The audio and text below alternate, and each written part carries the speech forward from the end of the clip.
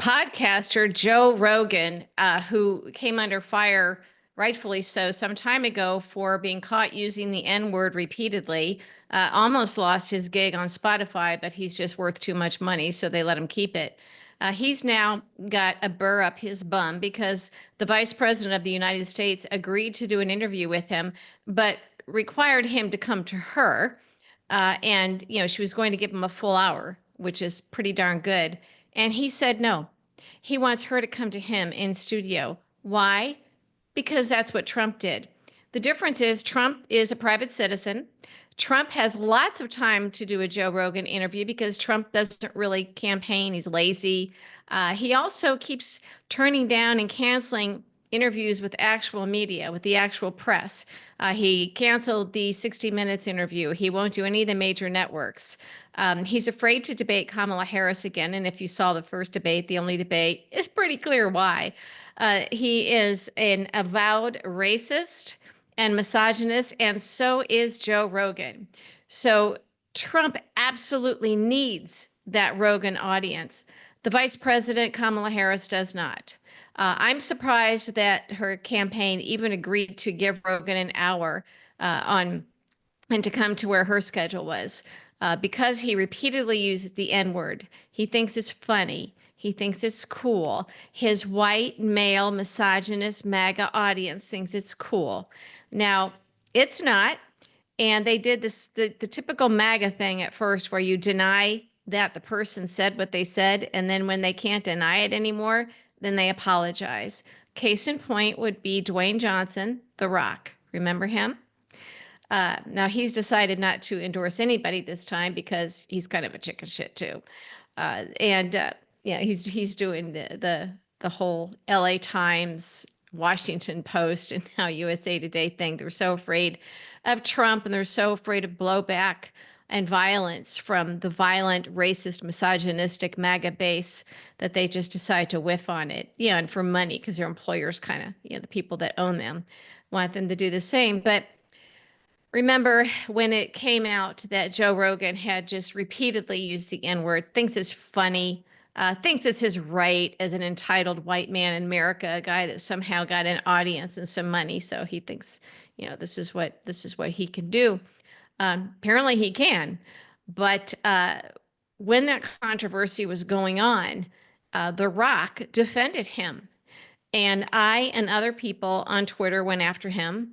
Don Winslow was one of them. And so The Rock came after me and said, hey, you're showing, and he did put this publicly on Twitter, you're triggered and you're coming after, you're showing up all over my timeline and that sort of thing, and use the triggered thing. You're just frankly, the typical language that misogynistic men use towards women. Then when he realized that, in fact, Joe Rogan had repeatedly used the N-word, because he probably knew it beforehand, but this time there was no denying it because it was all over the place. The evidence, the proof, people were coming up with all of the tapes, all the audio in the video. So then The Rock apologized to Don Winslow and kind of left me out of it. Then a lot of people came after him for that, but he did the right thing. And he tweeted at the time, hi, Cheri Jacobus, I owe you a sincere apology. I didn't show up the way I would have liked in our dialogue, and my language to you was offensive. I apologize. Thank you and your followers for all the dialogue here. Have a great and productive weekend, DJ, for Dwayne Johnson. All right. So we know that this is what Joe Rogan does. He is a known, very well practiced racist and misogynist. There's no excuse to use the N-word. And he does it repeatedly. Yet the black woman, who happens to be our vice president and our next president, still agreed to do an interview with him. He was going to have to come to her. So the fact that there are these MAGA snowflakes saying, well, those are the rules and she won't play by his rules. Well, first of all, no, he doesn't make the rules. Secondly, again, a reminder, Trump is afraid to debate her. Trump is afraid to do actual media interviews. He will not do anything other than Fox or Joe Rogan or maybe Newsmax. That should tell you everything you need to know, because Trump is afraid that then he'll be caught. His own words will be read back to him for the MAGA that don't know some things about him. and his lies will be exposed. And so, as long as he can go on Joe Rogan's little podcast, and yes, it is a podcast, he's not mainstream media. He's not network news. He's not a journalist. He's not a reporter. He's not a political journalist. He's not covering the campaign. He's just a racist, misogynistic podcaster, full stop, who makes a lot of money for Spotify. And he's got a big fan base of a lot of, white, male, racist, misogynistic MAGA men. And Kamala Harris agreed to do an interview. And you know why they're not doing it? Like I said, Joe Rogan said, unless she flies to see me and comes in my studio and does 3 hours, I'm just not doing it. Well, guess what, little fella? You don't make the rules for the campaign. You are the one who turned her down, little snowflake. You're weak. You're racist. You're misogynistic. You're not good looking at all. And the fact that you kiss Donald Trump's butt is, I don't even know the word for that.